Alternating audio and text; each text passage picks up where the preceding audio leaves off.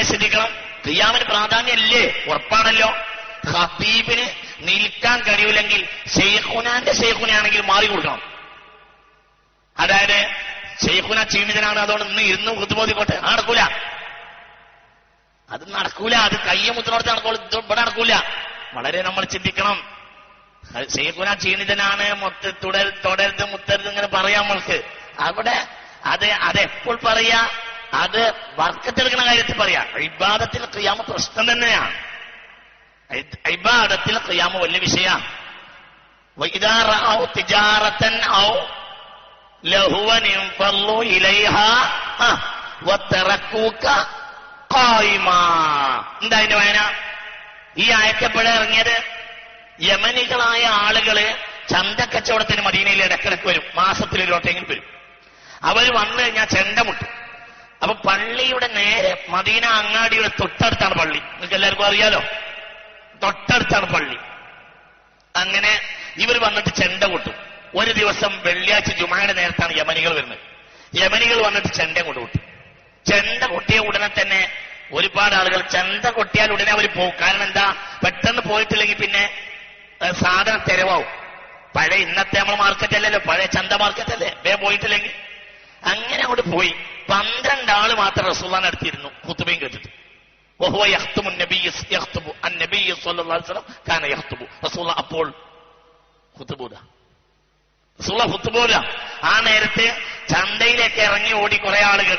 12 ആള് മാത്രം ബാക്കിയായി. അതുകൊണ്ട് 2 നിയമം ഉണ്ടായി. ഒരു നിയമമാണ് എന്ത്?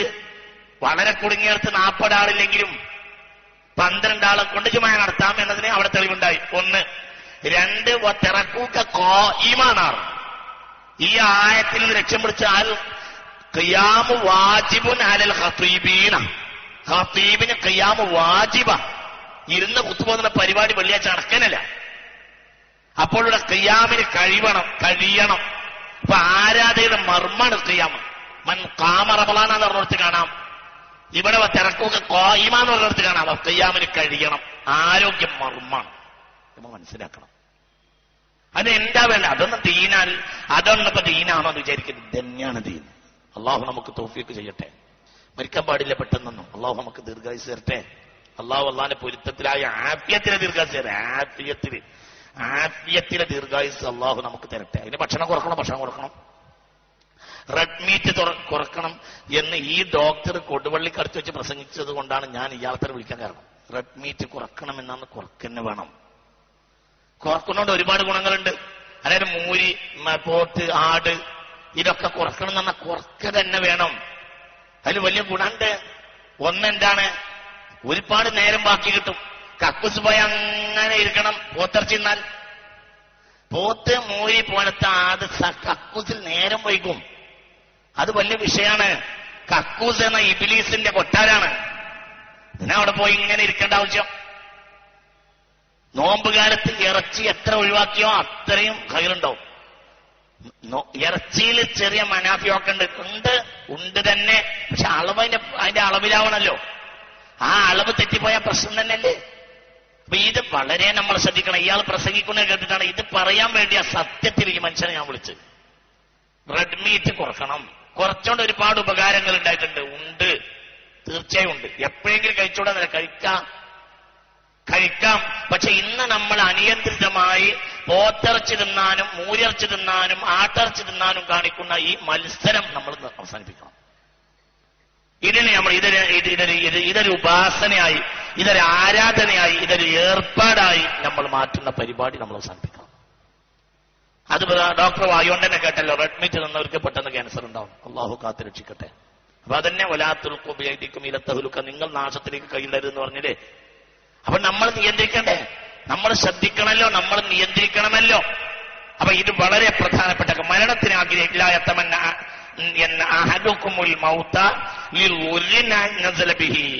ഒരു പ്രയാസമുണ്ടായാൽ പോലും മരണത്തിന് ആഗ്രഹിച്ചു പോകരുത് എന്ന് പുണ്യ റസൂൽ സല്ലല്ലാഹു അലൈഹി വസല്ലം. അന്ത്യഘട്ടാണെങ്കിൽ പോലും മരണത്തിന് വേണ്ടി ചേർക്കാൻ പാടില്ല. അവസാനം വേണമെങ്കിൽ ഇങ്ങനെ ചേർക്കാം, അല്ലാഹുമ്മ അഹ്യിനി മാ കാനത്തിൽ ഹയാത്തു ഖൈറൻ ലീ വതവഫനി മാ കാനത്തിൽ വഫാത്തു ഖൈറൻ ലീ എന്ന് സ്വഹീഹുൽ ബുഖാരി. അല്ലാഹുമ്മ അഹ്യിനി മാ കാനത്തിൽ ഹയാത്തു ഖൈറൻ ലി വതവഫനി മാ കാനത്തിൽ വഫാത്തു ഖൈറൻ ലി എന്ന പുണ്യ റസൂൽ സല്ലല്ലാഹു അലൈഹി വസല്ലം. അല്ലാഹുവേ, ജീവിതം ഖൈറാകുന്ന സമയമത്രയും എന്നെ ഖൈറായി ജീവിപ്പിക്കണമേ, മരണം ഖൈറാനാവുമ്പോ ഈമാനോടുകൂടി എന്നെ മരിപ്പിക്കണമേ എന്ന് ഹദീസ് കേട്ടോളൂ. തുബ്ബിലെ രേഖപ്പെടുത്തിയ ഒരു ഹദീസ്, അൽ മുഅ്മിനുൽ ഖവിയ്യു ഖൈറുൻ മിനൽ മുഅ്മിനിൽ ലഈഫ് എന്ന് പുണ്യ റസൂൽ. ബലമുള്ള മുഅ്മിനാണ്, ബലവാനായ വിശ്വാസിയാണ് യോഗ്യൻ, ഉത്തമൻ. മിനൽ മുഅ്മിനിൽ ലഈഫ്, ബലഹീനനായ വിശ്വാസിയേക്കാൾ. ബലഹീനനായ വിശ്വാസിയേക്കാൾ കുതിരസവാരി ചെറുപ്പക്കാർക്ക് പഠിപ്പിക്കണം എന്ന് മുസ്തഫ നബി പറഞ്ഞിട്ടുണ്ട് സല്ലല്ലാഹു അലൈഹി വസല്ലം. ഒരുപാട് ഗുണമുണ്ടായിരുന്നു. നീന്തൽ പഠിപ്പിക്കണം, നീന്തൽ പഠിപ്പിക്കാൻ റസൂൽ സുന്നത്താക്കി. നീന്തൽ പഠിപ്പിക്കാൻ സുന്നത്താണ് നീന്തൽ പഠിക്കല്. കാരണം നീന്തൽ പോലത്തെ വ്യായാമല്ല, ഭയങ്കര നീന്തൽ മനുഷ്യനെങ്ങനെ വിയർക്കും, ഭയങ്കര. ഹബീബായ റസൂൽ പ്രധാനമായി രണ്ട് കാര്യങ്ങളെ പഠിപ്പിക്കാൻ പറഞ്ഞു. ഒന്ന് നീന്തല്, ഒന്ന് കുതിരസവാരി. കുതിരസവാരിയുടെ ഗുണം എന്താന്ന് വെച്ചാൽ അത് നമ്മളെ മോട്ടോർ സൈക്കിൾ പോലെയല്ല, ഇങ്ങനെ തെള്ളും, ഫുൾ ടൈം തെള്ളും, ശരീരം ഇങ്ങനെ കുലും, ശരീരം കുലുങ്ങിക്കൊണ്ടേയിരിക്കും. മോട്ടോർ സൈക്കിൾ പോലെയല്ല. അത് ഏറ്റവും സ്മൂത്തായ റോഡ്, ഏറ്റവും സ്മൂത്തായ വണ്ടി, അതിലാണ് നമ്മൾ ഇന്നത്തെ യാത്ര. നല്ല കുതിരസവാരി എന്ന് പറഞ്ഞാൽ. പിന്നെ ഉള്ളത് കാലിന് മോട്ടോർ സൈക്കിളിന്റെ കളിയല്ല. മോട്ടോർ സൈക്കിളിന്റെ ആ ചവിട്ടിയിൽ കാലാണ് വെച്ചാൽ മതി. കുതിരസവാരിയിൽ കാര്യമായ പണിയാണ് കാലിന്. കാലിനെ കൊണ്ട് ഇളക്കിക്കൊണ്ടേയിരിക്കണം ഫുൾ ടൈം. അപ്പോൾ മാത്രമേ കുതിരയെ നിയന്ത്രിക്കാൻ കഴിയുള്ളൂ. നല്ല ഒരു യാത്രയാണ്, നല്ല വ്യായാമമാണ്. ചിലപ്പോൾ കുതിര തള്ളിയിടും. സയ്യിദുനാ ഉമർ ഇബ്നുൽ ഖത്താബ് റളിയല്ലാഹു അൻഹു അനവധി വട്ടം തള്ളിയിട്ടു. ഒരു തുർക്കി കുതിരയെ വാങ്ങിയിട്ട് കയറിയപ്പോഴത്തേനും ഭരിച്ചിട്ടാണ് അങ്ങോട്ട് എറിഞ്ഞത്. അപ്പൊ അതുണ്ടാവും. അപ്പൊ അതിനെ വളരെ ശ്രദ്ധിക്കണം. ഭയങ്കര പണിയുള്ള അധ്വാനമുള്ളതാണ് കുതിരസവാരി. അധ്വാനം ഉണ്ട് അതില്. അതേപോലെ തന്നെ അധ്വാനമുള്ളതാണ് നീന്തൽ പഠിപ്പിക്കണമെന്ന് റസൂൽ പറഞ്ഞിട്ട് സല്ലല്ലാഹു അലൈഹി വസല്ലം. ഇത് എവിടുന്നാ പറയുന്നത്? ഒരു കുളമോ ഒരു കായലോ ഒരു പുഴയോ ഇല്ലാത്ത മദീനയിൽ, ഒരു കായലോ ഒരു പുഴയോ ഇല്ലാത്ത മക്കയിലും മദീനയിലും വെച്ചാണ് നീന്തലിന്റെ പ്രാധാന്യം പുണ്യ റസൂൽ പറയുന്നത് സല്ലല്ലാഹു അലൈഹി വസല്ലം. അപ്പൊ അതിന്റെ പ്രാധാന്യം എത്ര ആയിരിക്കും നമ്മൾ ചിന്തിക്കണം. അപ്പൊ വ്യായാമം എന്നത് വളരെ പ്രധാനപ്പെട്ടതാണ്. അൽ മുഅ്മിനുൽ ഖവിയ്യു ഖൈറുൻ മിനൽ മുഅ്മിനിൽ ലഈഫ്. ഹാഫിദ് ഇബ്നു ഖയ്യിം തന്റെ തുബ്ബുൻ നബവിയിൽ ഈ ഹദീസ് രേഖപ്പെടുത്തിയിട്ടുണ്ട്. ശ്രദ്ധിക്കൂ. ഇനി നമുക്ക് രോഗത്തെ പറ്റി പറയാൻ ശ്രദ്ധിക്കണം. ഇവിടെ തെറ്റിദ്ധരിച്ചു പോകരുത് എന്റെ ബഹുമാനപ്പെട്ട സഹോദരങ്ങൾ. ക്യാൻസറും രോഗമോ ശിക്ഷയോ എന്ന് പറയുമ്പോൾ ക്യാൻസർ രോഗിക്ക് അള്ളാന്റെ ശിക്ഷയാണ് എന്ന് വിചാരിക്കരുത്. അതല്ല ആ ഹെഡിങ്ങിന്റെ അർത്ഥം. ക്യാൻസർ എന്നുള്ളത് ഇന്ന് സമൂഹത്തിൽ ക്യാൻസർ ഒരു ഉദാഹരണം മാത്രമാണ്. ക്യാൻസർ എന്ന് സാധാരണ പറയാറുണ്ടല്ലോ, സമൂഹത്തെ ഗ്രസിച്ചുകൊണ്ടിരിക്കുന്ന ക്യാൻസർ എന്ന് പറയാറ്. മനുഷ്യനെ ബാധിക്കുന്ന വലിയ വലിയ കാര്യങ്ങൾക്ക് ക്യാൻസർ എന്ന് പൊതുവെ പറയാറുണ്ട്. അപ്പൊ ക്യാൻസർ എന്നത് ഇവിടെ കേവലം ഒരു സിമ്പലാക്കി വെച്ചതാണ്. ക്യാൻസർ ആണെങ്കിലും കിഡ്നിയുടെ തകരാറാണെങ്കിലും എല്ലാം ഒന്നുമേൽ വെച്ച് കൈകാര്യം ചെയ്യാൻ വിചാരിച്ചാൽ അതിലിട്ട് കിഡ്നി ഇൻഷാ അല്ലാഹ് സൗകര്യപ്പെട്ടാൽ അടുത്ത വർഷം മറ്റോ നമുക്ക് പറയാം. ഇത് ഇന്ന് സമൂഹത്തിൽ വ്യാപിക്കാം. ഈ ഏതെങ്കിലും ഒരു ക്യാൻസർ രോഗി അള്ളാഹുവിന്റെ ശിക്ഷയ്ക്ക് വിധേയനായി എന്ന് വിചാരിക്കരുത്. അതല്ല പറഞ്ഞതിനർത്ഥം. രോഗം ഇത്രയും മഹാരോഗങ്ങൾ പെരുകുക എന്നത് അള്ളാഹുവിന്റെ ശിക്ഷയായിട്ട് തന്നെ കണക്കാക്കപ്പെടണം. അള്ളാഹു തആല കാത്തിരക്ഷിക്കട്ടെ. ആ ഭാഗത്തേക്ക് ഞാൻ വരാം. വ്യക്തിക്ക് അള്ളാഹിന്റെ ശിക്ഷയാണല്ല, സമൂഹത്തിന് ശിക്ഷയാണ്. സമൂഹത്തിന് ശിക്ഷയായാലുണ്ടാവും പെണ്ണുങ്ങൾ വിധവകളാവും, അത് മറ്റൊരു ശിക്ഷയാണ്. പെണ്ണുങ്ങൾ വിധവകളായാലുണ്ടാവും ഫാഹിഷത്ത് വർദ്ധിക്കും. അള്ളാഹു കാത്തിരക്ഷിക്കട്ടെ. ലോകത്തെ ഏറ്റവും കൂടുതൽ വിധവകളുള്ളത് മുസ്ലിമീങ്ങളില്ല.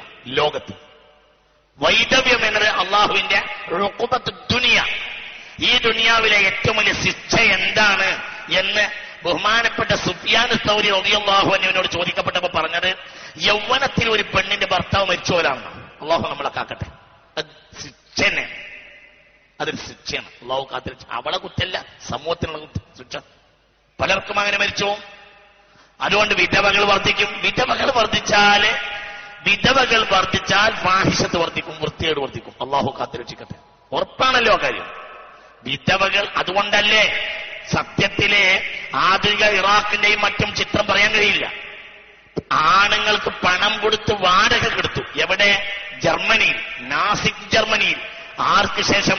രണ്ടാം ലോക മഹായുദ്ധം കഴിഞ്ഞപ്പോൾ. ചരിത്രമല്ലേ അത്? ലോകത്ത് ആരാണത് എഴുതാത്തത്? കോഴിക്കൂട്ടുകാരനായ MT-യുടെ പോലും മനുഷ്യർ നിഴലുകൾ എന്നൊരു പുസ്തകമുണ്ട്. കണ്ണുനീരിന്റെ നനവുള്ള ഒരു പുസ്തകമാണത്. ഞാനൊരു 10-20 കൊല്ലം മുമ്പ് വായിച്ചതാ. മനുഷ്യർ നിഴലുകൾ എന്നൊരു പുസ്തകമുണ്ട്. MT ജർമ്മനിയും ഫിൻലൻഡും സന്ദർശിച്ചു വന്നിട്ട് എഴുതിയ ഒരു പുസ്തകമാണ്. ചെറുതാണെങ്കിലും മനോഹരം. അതിൽ ജർമ്മനിയെ പറ്റി പറയുന്നുണ്ട്. ജർമ്മനി സംഭവിച്ചു പോയ കോൺസെൻട്രേഷൻ ക്യാമ്പുകൾ ഉണ്ടായി. അതോടനുബന്ധിച്ച് അഡോൾഫ് ഹിറ്റ്ലറുടെ കിരാത ഭരണമുണ്ടായി. രണ്ടാം ലോക മഹായുദ്ധത്തിൽ നാസിക് ജർമ്മനി തോറ്റു. പിന്നെന്താ ഉണ്ടായത്? കൂട്ടത്തോടെ നരഭേദങ്ങൾ നടന്നു. വലിയ വേദനാജനകമായ കാര്യം. വീട്ടിന്റെ മുറ്റത്ത് ഒരു രാത്രിക്ക് പുരുഷന്മാരെ ലഭിക്കണമെന്ന് പറഞ്ഞ് ബോർഡ് വെക്കുന്ന സാഹചര്യങ്ങൾ ഉണ്ടായി എന്ന് ആധുനിക ചരിത്രകാരന്മാർ മുഴുവനും രേഖപ്പെടുത്തിയിരിക്കുന്നു. വൈധവ്യം ഏറ്റവും വലിയ പ്രശ്നമാണ്. വിധവകൾ ഉണ്ടാവുക. അള്ളാഹു നമ്മളെ കാത്തുരക്ഷിക്കട്ടെ. ആധുനിക ഇറാഖിന്റെ പ്രശ്നങ്ങളിൽ ഒന്നാണത്. ഇറാഖിലെ വൈധവ്യം വലിയ വിഷയം തന്നെയാണ്. ഒരു നേരത്തെ റൊട്ടിക്ക് വേണ്ടി പോലും വൃത്തികേട് ചെയ്യുന്ന സാഹചര്യങ്ങൾ ഞാൻ കണ്ണുകൊണ്ട് കണ്ടിട്ടുണ്ട് എന്ന് ഒരിക്കൽ എന്നോട് ഒരു ഡോക്ടർ, ദുബായിൽ വെച്ച് ഒരു ഡോക്ടർ ചില പ്രത്യേക ഘട്ടങ്ങളിൽ പട്ടാളത്തോട് കൂടെ, അമേരിക്കൻ പട്ടാളത്തോട് കൂടെ ചില ഘട്ടങ്ങളിൽ ഡ്രൈവറായി പോയിട്ടുള്ള ഒരു ഡ്രൈവർ ഇറാഖിൽ ഒരു നേരത്തെ റൊട്ടിക്ക് വേണ്ടി വൃത്തികേട് ചെയ്യുന്നത് കണ്ണുകൊണ്ട് ഞാൻ കണ്ടു എന്ന് ദുബായിൽ വെച്ച് ഒരു ഡോക്ടർ എന്നോട് നേരിട്ട് പറഞ്ഞു. മാത്രമല്ല, അനവധി ലേഖനങ്ങളും പുസ്തകങ്ങളും ഇപ്പോൾ അതിനെക്കുറിച്ച് ഇറങ്ങിക്കൊണ്ടിരിക്കുന്നു. വൈധവ്യം വലിയ വിഷയമാണ്. അള്ളാഹു നമ്മളെ കാക്കട്ടെ. വൈധവ്യം പ്രശ്നമായതുകൊണ്ടാണ്. അതായത് നല്ല നല്ല ആളുകളൊക്കെ, ആണുങ്ങളൊക്കെ പെട്ടെന്ന് മരിച്ചു പോവുക. നമ്മൾ ഈ അജിനമോട്ടവും ഈ വേണ്ടാത്തതൊക്കെ കഴിച്ചിട്ട് നമ്മളാണ് മരിച്ചു പോയിട്ട് നമ്മളെ പെണ്ണുങ്ങൾ ഇവിടെ ബാക്കിയാവുക. അള്ളാഹു കാത്തുരക്ഷിക്കട്ടെ. അത് വലിയ ഈ രോഗങ്ങൾ വരുന്നതിൽ പെണ്ണുങ്ങളെക്കാൾ കൂടുതൽ പലപ്പോഴും ഇത്തരം രോഗങ്ങൾ വരിക ആണുങ്ങൾക്കാണ്. കാരണം അത് ശരീരത്തിലെ വ്യത്യാസം. അതൊന്നും അതിലേക്ക് ഞാൻ കിടക്കുന്നില്ല. ആണുങ്ങൾ മരിച്ചു പോവുക. ആണുങ്ങൾ മരിച്ചു പോവാൻ വലിയ ശിക്ഷയാ, ഭൂമിക്കുള്ള ശിക്ഷ. ഒരു പെണ്ണിനിന്നില്ല, ശിക്ഷയാ. അതുകൊണ്ടാണല്ലോ ഹബീബ് പറഞ്ഞത്, ഹബീബ റസൂലുള്ളാഹി സ്വല്ലല്ലാഹു അലൈഹി വസല്ലമ തങ്ങൾ പറഞ്ഞു, ഒരാള് അസ്സാഇ ലിൽ അർമിലത്തി കസ്സാഇ ഫീ സബീലില്ലാഹ്. ഒരു വിധവയായ പെണ്ണിന് ഒരു ഹലാലായ ഗുണം ഒരാൾ ചെയ്തു കൊടുത്താൽ ആ പ്രവർത്തനം അള്ളാഹുവിന്റെ മാർഗത്തിൽ യുദ്ധത്തിന് പോകും പോലെയാണെന്ന് പുണ്യ റസൂൽ. കാരണം ആ പെണ്ണിന്റെ വേദന അത്ര വലുതായിരിക്കും. ഒരു വിധവയായ പെണ്ണിന് ഒരു ഹലാലായ ഉപകാരം ആരെങ്കിലും ചെയ്തു കൊടുത്താൽ, അവളെ സംരക്ഷിക്കൽ, അവളെ കല്യാണം കഴിക്കൽ, ഹാക്കര ചെയ്തു കൊടുത്താൽ അവൻ ആയുസ് മുഴുവനും അള്ളാന്റെ മാർഗത്തിലെ യോദ്ധാവാണെന്ന് പുണ്യ റസൂൽ സല്ലല്ലാഹു അലൈഹി വസല്ലം. എന്തുകൊണ്ട്? വിധവയുടെ പ്രശ്നം അത്ര വലുതാണ്. അപ്പോൾ വൈധവ്യം അധികരിക്കാൻ പാടില്ല. അള്ളാഹു നമ്മെ കാത്തുരക്ഷിക്കട്ടെ. നമ്മൾ ശ്രദ്ധിക്കണം. ഇത്തരം കാര്യങ്ങളിലെല്ലാം നമ്മുടെ ഉത്തരവാദിത്തം. അജലിൽ നമ്മൾ കിടക്കില്ല, നമ്മൾക്ക് ചില ഉത്തരവാദിത്തങ്ങളുണ്ട്. പിന്നെ ഭർത്താവ് ഉണ്ടായിരിക്കവേ ഭാര്യ വിധവയാവും. അനവധി ചരിത്രങ്ങളുണ്ട്, അനവധി സംഭവങ്ങളുണ്ട്, അനവധി. ഭർത്താവ് ഉണ്ടായിരിക്കവേ വിധവയായ പെണ്ണുങ്ങള്, വിധവകളായ ഭർത്താവ് ഉണ്ടായിരിക്കവേ, ഭർത്താവ് വന്നിരിക്കല് തെങ്ങിൽ നിന്ന് വീണു, അല്ലെങ്കിൽ മറ്റു രോഗമായി അഡിക്റ്റായി മെഡിക്കൽ കോളേജിൽ പെട്ടു. ഈ അടുത്ത ദിവസം ഒരു ഡോക്ടറുടെ പേരിൽ പോലും വന്ന ഒരു കേസ് നമ്മളെ എല്ലാവരെയും അത്ഭുതപ്പെടുത്തി. ഒരു ഭർത്താവിനെ ചികിത്സിക്കണമെങ്കിൽ ഭാര്യ തനിക്ക് വിധേയാകണമെന്ന് ഡോക്ടർ, കോട്ടയം മെഡിക്കൽ കോളേജിലെ ഒരു ഡോക്ടറുടെ റിപ്പോർട്ട് വന്നല്ലോ. നിങ്ങൾക്കൊക്കെ അറിയില്ലേ? ഈ കോഴിക്കോട് മെഡിക്കൽ കോളേജിൽ ഉണ്ടായ സംഭവങ്ങൾ എത്രയാണ്. അള്ളാഹുവിന്റെ ഒരു മഹത്തായ ഫളല്. ആ നിൽക്കുന്ന നമ്മളെ അവസാന ഭാഗത്ത് നമ്മൾ ആ ഗേറ്റിന്റെ അവിടെ വെച്ച CH സെന്റർ എന്ന ബോർഡ് ഉദ്ഘോഷിക്കുന്ന ഒരു സത്യമാണ്. CH സെന്റർ ഉണ്ടായത് അള്ളാഹു നമുക്ക് നൽകിയ അനുഗ്രഹമാണ്. അതില്ലായിരുന്നെങ്കിൽ എന്തായിരുന്നു സാഹചര്യം പറയാൻ കഴിയില്ല. അത്രയും ഭയാനകമായിരുന്നു. CH സെന്റർ കൊണ്ട് നമുക്ക് വന്നിട്ടുള്ള നേട്ടം വളരെ വലുതാണ്. അള്ളാഹു തആല അതിന്റെ ശില്പികൾക്കും പ്രവർത്തകർക്കും വലിയ ഫളലും നിഅമത്തും ദുനിയാവിലും ആഖിറത്തിലും അള്ളാഹു നൽകട്ടെ. അതിനോട് സഹകരിക്കുന്ന നമുക്കൊക്കെ അള്ളാഹു സുബ്ഹാനഹു റബ്ബുൽ ഇസ്സത്ത് നൽകട്ടെ. ഒരു ദിവസത്തെ നോമ്പർക്കാനെങ്കിൽ അവർക്ക് കൊടുക്കണം നിങ്ങളെല്ലാവരും. അതാ ഞാൻ പറയാൻ കാരണം, ഇത് വലിയ സേവനാണ്. ഇതില്ലാത്ത ഒരു കാലഘട്ടത്തിൽ ഭർത്താവ് ഉണ്ടായിട്ട് വിധവകളായ പെണ്ണുങ്ങൾ ഭർത്താവിന് മരുന്ന് വാങ്ങാൻ വേണ്ടി വ്യഭിചരിച്ച ചരിത്രങ്ങൾ ഈ മെഡിക്കൽ കോളേജിന് പറയാനുണ്ട്. അള്ളാഹു നമ്മളെ കാത്തുരക്ഷിക്കട്ടെ. എന്നാ ആയുസോട് കഴിഞ്ഞിട്ടില്ല ഭർത്താവിന്റെ, എന്നാ പെണ്ണ് വിധവയാണിതാണ്. എങ്ങനെ? ഭർത്താവ് ഉണ്ടായിരിക്കവേ വിധവ, മക്കൾ, ബാപ്പയുണ്ടായിരിക്കവേ അനാഥൻ. ആ അനാഥത്വമാണ് സത്യത്തിൽ സനാഥത്വത്തെക്കാൾ വലിയ അനാഥത്വം. കാരണം അനാഥനെ കൊണ്ടുപോകാൻ ഇഷ്ടംപോലെ ആളുണ്ടാവും. ചിന്തിക്കണം. ഒരു കുട്ടി, ബാപ്പാക്ക് സുഖമില്ലാതെ കിടക്കുന്ന ഒരു വീട്ടിലെ കുട്ടി അടുത്ത വീട്ടിലെ അനാഥനായ കുട്ടിയോട് ഒരിക്കൽ പറഞ്ഞോത്രേ, ഞങ്ങളെ ബാപ്പ മരിച്ചിരുന്നെങ്കിൽ നിങ്ങളെപ്പോലെ ഞങ്ങളും ആയിരുന്നല്ലോ. വെറുതെ പറയല്ല, ഇത് ഒരു ബഹുമാനപ്പെട്ട സദസ്സാണ്. ഇത് വെറുതെ പറയല്ല, ഇത് സത്യം പറഞ്ഞതാണ്. ഇതൊരു സ്ത്രീ കരഞ്ഞുകൊണ്ടിരിക്കൽ എന്നോട് പറഞ്ഞു. നമ്മൾ ചിന്തിക്കണം. അള്ളാഹു നമ്മളെ കാത്തുരക്ഷിക്കട്ടെ. അപ്പൊ എല്ലാം ആയുസ് കിട്ടുക, ആരോഗ്യം കിട്ടുക, നമുക്ക് എല്ലാത്തിനും നമുക്ക് ഇടപെടാൻ കഴിയില്ല. പക്ഷെ ആരോഗ്യത്തിലൊക്കെ നമുക്ക് ഇടപെടാൻ കഴിയുമല്ലോ. അതൊക്കെ അള്ളാഹു നമുക്ക് നൽകിയ ബാധ്യതയാണ്. ശ്രദ്ധിക്കണം. അള്ളാഹു നമുക്ക് തൗഫീഖ് ചെയ്യട്ടെ. ഉറക്കെ പറ, അള്ളാഹു തൗഫീഖ് ചെയ്യട്ടെ. അതോ അങ്ങനെ പോയാലോ? അങ്ങനെ വിചാരിക്കരുത്. നമ്മൾ നിയന്ത്രിക്കണം, നമ്മൾ ശ്രദ്ധിക്കണം. നമ്മളൊക്കെ ഇന്ന് നിങ്ങളെപ്പോലത്തെ ആളുകൾ നന്നായി ആരോഗ്യം ശ്രദ്ധിക്കണം. കാരണം നിങ്ങൾ പോയാൽ നാടിന് ആപത്താണ്. നിങ്ങൾ നല്ലവരാണ്. നിങ്ങൾ നല്ലവരായതുകൊണ്ട് നിങ്ങൾ ഇവിടെ ഉണ്ടാവുന്നത്. നിങ്ങൾ ആരോഗ്യം ശ്രദ്ധിക്കണം. നമ്മളൊക്കെ അല്ലാഹു തആല നമുക്കൊക്കെ തൗഫീഖ് ചെയ്യട്ടെ. അങ്ങനെ പിന്നെ ദുആ നമ്മ ആമീൻ മാത്രം പറഞ്ഞ കാര്യമല്ല. ആമീൻ പറഞ്ഞാൽ മാത്രം കാര്യമല്ല, അതിൽ മാത്രം കാര്യമല്ല. എന്തുകൊണ്ട്? പ്രവർത്തനത്തിന്റെ അവസാനമാണ് സത്യത്തിൽ ദുആ.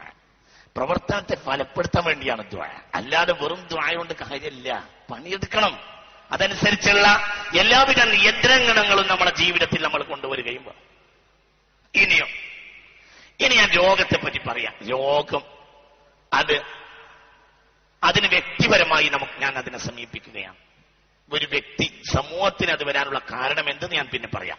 വ്യക്തിപരമായി ഞാൻ അതിനെ സമീപിക്കാം. ഒന്ന്, ഒരു വ്യക്തി അതിലൊരിക്കലും നിരാശപ്പെടരുത്. രോഗം നിരാശപ്പെടേണ്ട ഒരു കാര്യമല്ല. അത് നിങ്ങൾ മനസ്സിലാക്കണം. أعوذ بالله من الشيطان الرجيم. بسم الله الرحمن الرحيم. ولنبلونكم بشيء من الخوف والجوع ونقص من الأموال والأنفس والثمرات وبشر الصابرين الذين إذا أصابتهم مصيبة قالوا إنا لله وإنا إليه راجعون أولئك عليهم صلوات من ربهم ورحمة وأولئك هم المهتدون. ولنبلونكم, നിങ്ങളെ നാം പരീക്ഷിക്കുക തന്നെ ചെയ്യും. ബിശൈഇൻ മിനൽ ഖൗഫി വൽ ജൂഇ, ഭയം കൊണ്ടും ദാരിദ്ര്യം കൊണ്ടും നിങ്ങളെ ഞാൻ പരീക്ഷിക്കും. വിഷമം, ദാരിദ്ര്യം, വിശപ്പ്, ദാരിദ്ര്യം. പിന്നെയോ വനഖ്സിൻ മിനൽ അംവാലി വൽ അൻഫുസി വസ്സമറാത്ത്, പിന്നെ ധനത്തിലെ കമ്മി, ശരീരനഷ്ടം, ഉറ്റവരും ഉടയവരും ഒക്കെ പെട്ടെന്ന് മരിച്ചു പോവുക. ഇതൊക്കെ നിങ്ങൾക്കുള്ള പരീക്ഷണം. അപ്പൊ നിങ്ങൾക്ക് രോഗം വരും. രോഗം നിങ്ങൾക്ക് വരും. ഖൗഫ് എന്നത് രോഗവുമായി ബന്ധപ്പെട്ടൊരു വിഷയമാണ്. രോഗത്തെ നിങ്ങൾക്ക് ഭയപ്പെടുത്താൻ രോഗം വരിക. അള്ളാഹു നമ്മളെ കാത്തുരക്ഷിക്കട്ടെ. വരും. ചിലപ്പോൾ ദാരിദ്ര്യം വരും, ചിലപ്പോൾ രോഗം വരും, ചിലപ്പോൾ ഉറ്റവരും ഉടയവരും ഒക്കെ മരിച്ചു പോകും. വബശ്ശിരി സ്വാബിരീൻ, അതിൽ ക്ഷമിക്കുന്ന ആളുകൾക്ക് നബിയെ സന്തോഷ വാർത്ത അറിയിക്കുക. സൂറത്തുൽ ബഖറ 155, 156, 157. ഒരു ആരാണ് മുഅ്മിനീങ്ങൾ? ഒരു മുസീബത്ത്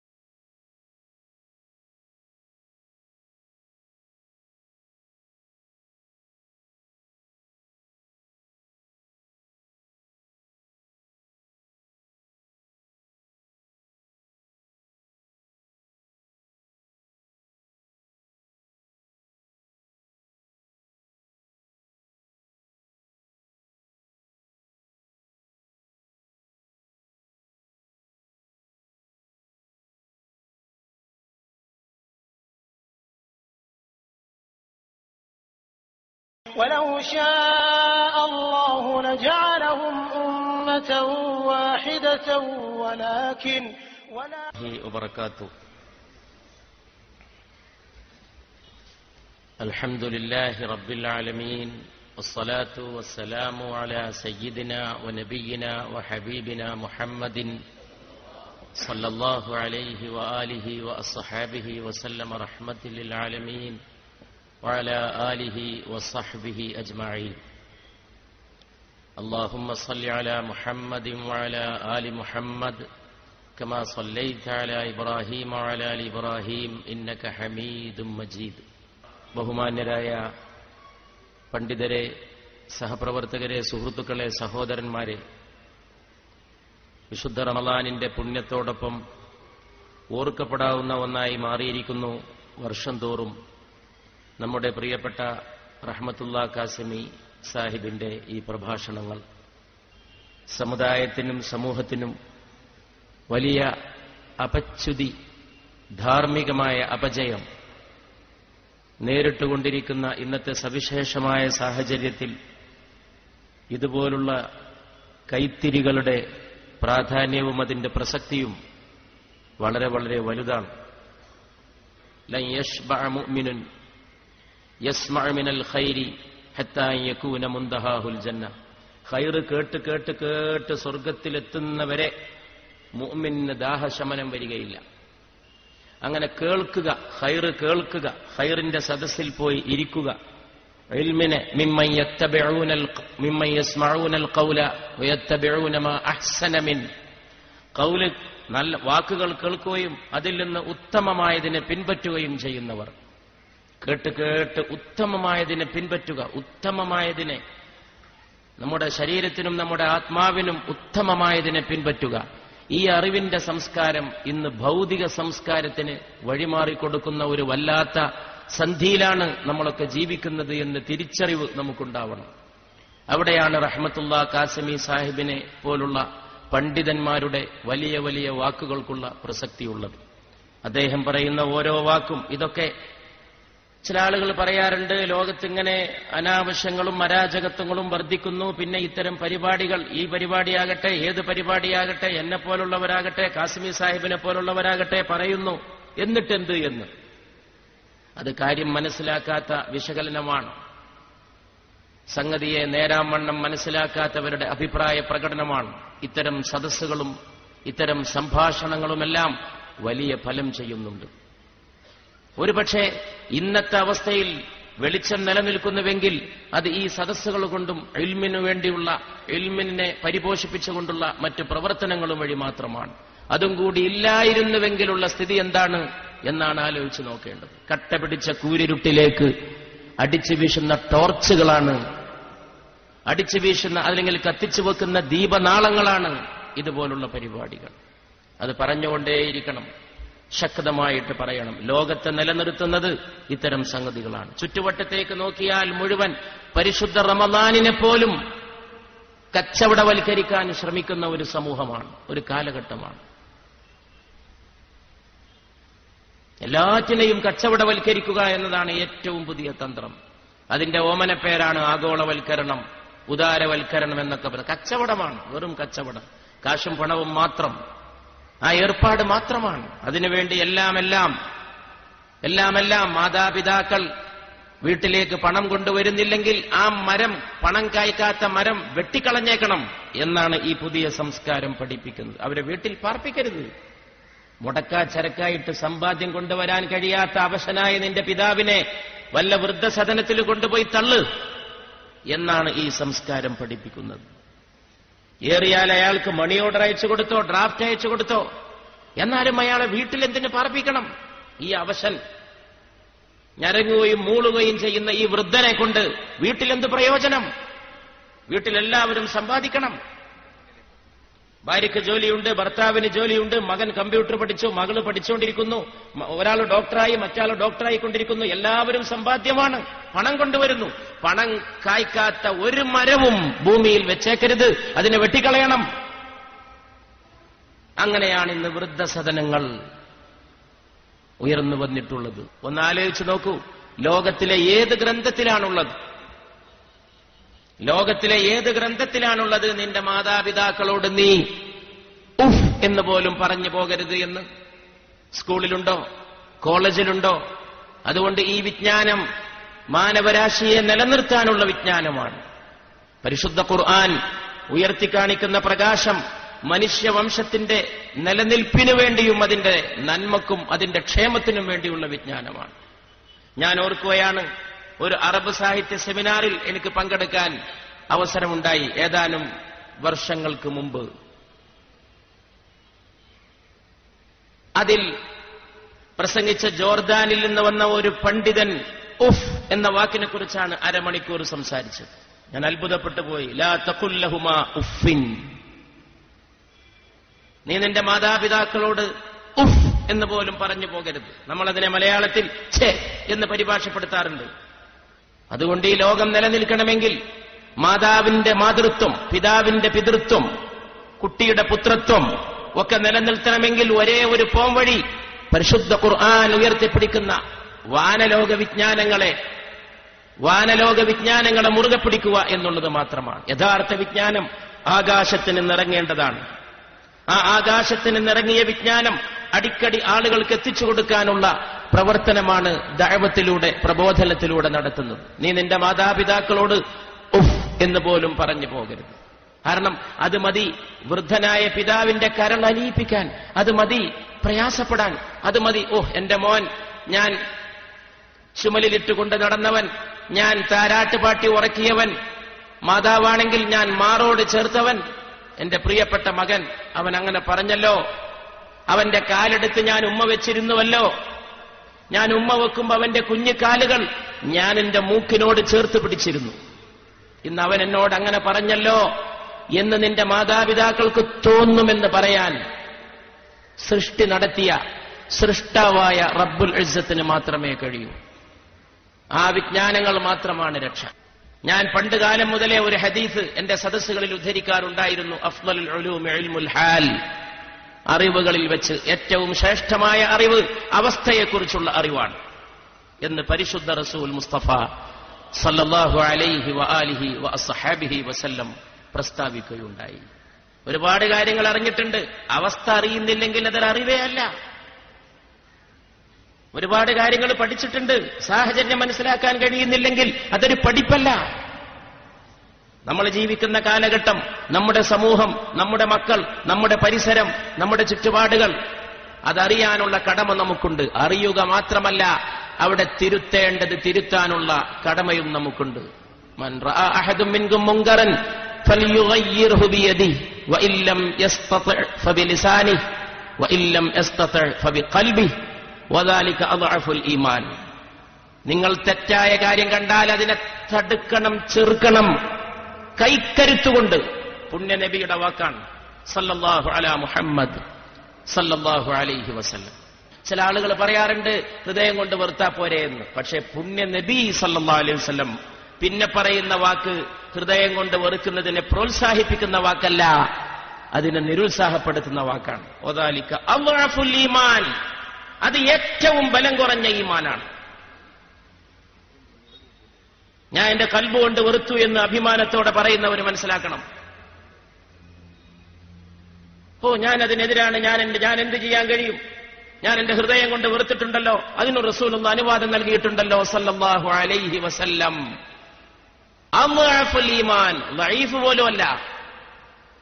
ഇസ്മു തഫ്ളീലാണ് അറബി ഭാഷയിലെ വ്യാകരണത്തിലെ ഇസ്മു തഫ്ളീലാണ് പുണ്യ നബി മുസ്തഫ സല്ലല്ലാഹു അലൈഹി വസല്ലം. ഇംഗ്ലീഷിൽ സൂപ്പർലേറ്റീവ് ഡിഗ്രി എന്ന് പറയും. ളുഅഫ് ദൗർബല്യം, ദഈഫ് ദുർബലം, അദ്അഫ് ഏറ്റവും ബലഹീനം. അതിനേക്കാൾ ഒരു ബലം കുറഞ്ഞ ഈമാൻ വേറല്ല ഈ ലോകത്ത്. 10-25 കൊല്ലം മുമ്പ് ഒരു മദ്യപാനിയായ ചെറുപ്പക്കാരന് പെണ്ണ് കിട്ടാനായിരുന്നു പ്രയാസമെങ്കിൽ, അയാൾ മദ്യപാനിയാകണമെന്നില്ല, അയാളുടെ കുടുംബത്തിലെ 4 അയലത്തെ എവിടെങ്കിലും ഒരു മദ്യപാനി ഉണ്ടെങ്കിൽ മലബാറിലോ ഈ കേരളത്തിലോ അയാൾക്ക് പെണ്ണ് കിട്ടുമായിരുന്നില്ല. അതായിരുന്നു സമൂഹത്തിലെ സ്ഥിതിയെങ്കിൽ ഇന്ന് കല്യാണത്തിന്റെ തലേന്നൊരു കല്യാണം നടത്തുന്നത് കുപ്പി പൊട്ടിക്കാൻ വേണ്ടി മാത്രമാണ് എന്നിടത്തേക്കാണ് സമുദായം എത്തിയിട്ടുള്ളത്. എന്നിട്ടും നാം പുരോഗതിയെപ്പറ്റി പറയുന്നു. വിദ്യാഭ്യാസ പുരോഗതിയെപ്പറ്റി പറയുന്നു. മാർക്കിന്റെ പിന്നാലെയുള്ള നെട്ടോട്ടമാണിന്ന്. മാർക്ക് മാർക്ക് മാർക്ക് മാർക്ക് കൂടുതൽ കിട്ടിയവർക്ക് അവാർഡ് അവാർഡ് അവാർഡ്. ഞാൻ അത്തരം യോഗങ്ങളിൽ പോലും പറയാറുണ്ട്, വിദ്യാഭ്യാസം മാർക്കുണ്ടാക്കിയാൽ മതിയോ? സംസ്കാരം വേണ്ടേ? സംസ്കരണം വേണ്ടേ? കുട്ടികൾ എങ്ങനെ നടക്കുന്നു? ആൺകുട്ടികൾക്ക് എന്ത് സംഭവിക്കുന്നു? പെൺകുട്ടികൾക്ക് എന്ത് സംഭവിക്കുന്നു? കഴിഞ്ഞ ഒരാഴ്ചയായി മലയാളക്കരയിലെ 2 മുഖ്യധാര പത്രങ്ങളിൽ വന്നുകൊണ്ടിരിക്കുന്ന ഫീച്ചറുണ്ട്. അത് വായിച്ചാൽ മനസ്സിലാവും കുട്ടികൾക്ക് എന്ത് സംഭവിക്കുന്നു എന്ന്. സർവേ റിപ്പോർട്ടാണ്, ലേഖനമല്ല. അനുഭവങ്ങളിൽ നിന്നുണ്ടായിട്ടുള്ള അറിവുകൾ വെച്ചെഴുതുന്ന ലേഖന പരമ്പരകളാണ്. കുട്ടികൾ എങ്ങനെ പ്രവർത്തിക്കുന്നു, കുട്ടികൾ എന്തൊക്കെ സ്വാധീനത്തിന് വശംവദരാകുന്നു, എന്തൊക്കെ അധാർമികതകൾ ഈ ഇലക്ട്രോണിക് യുഗത്തിൽ മൊബൈൽസിലൂടെ, നെറ്റിലൂടെ, ടെലിവിഷൻ മിനി സ്ക്രീനിലൂടെ കുട്ടികളിലേക്ക് വിളമ്പുന്നുവെന്ന കാര്യം അതൊക്കെ വായിച്ചാൽ മനസ്സിലാക്കാൻ സാധിക്കും. സുഖങ്ങളുടെ പിന്നാലെ ഉണ്ടായ നെട്ടോട്ടങ്ങളെല്ലാം അസുഖങ്ങളാണ് സൃഷ്ടിച്ചിട്ടുള്ളത്. മനുഷ്യൻ ഓടിയതൊക്കെ സുഖത്തിന്റെ പിന്നാലെയാണ്, പക്ഷെ കിട്ടിയത് അസുഖങ്ങളാണ്. മനുഷ്യൻ ഉണ്ടാക്കാൻ ശ്രമിച്ചത് വെളിച്ചമാണ്, ഉണ്ടായത് കട്ട പിടിച്ച കൂരിരുട്ടാണ്. അത് തിരിച്ചറിയാൻ കഴിയട്ടെ. സുഖങ്ങൾക്ക് പിന്നാലെ ഓടി ഓടി ഒരുപാട് അസുഖങ്ങൾ, ഒരുപാട് അസുഖങ്ങൾ.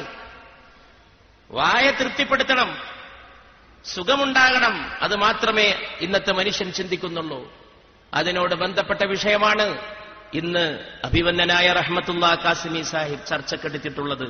ക്യാൻസർ എന്ന ഒരു രോഗം ഇതുപോലുള്ള ഒരു ധാർമ്മിക ബോധന പരിപാടിയിൽ വിഷയമാക്കാൻ അദ്ദേഹം കാട്ടിയ ചങ്കൂറ്റത്തെ ഞാൻ അഭിനന്ദിക്കുകയാണ്. എൻഡോസൾഫാൻ അടിച്ചാലും വേണ്ടില്ല, ഇപ്പോഴും നിരോധിക്കാതിരിക്കാൻ എന്ത് വഴി എന്ന് ചിന്തിക്കുകയാണ് എൻഡോസൾഫാൻ.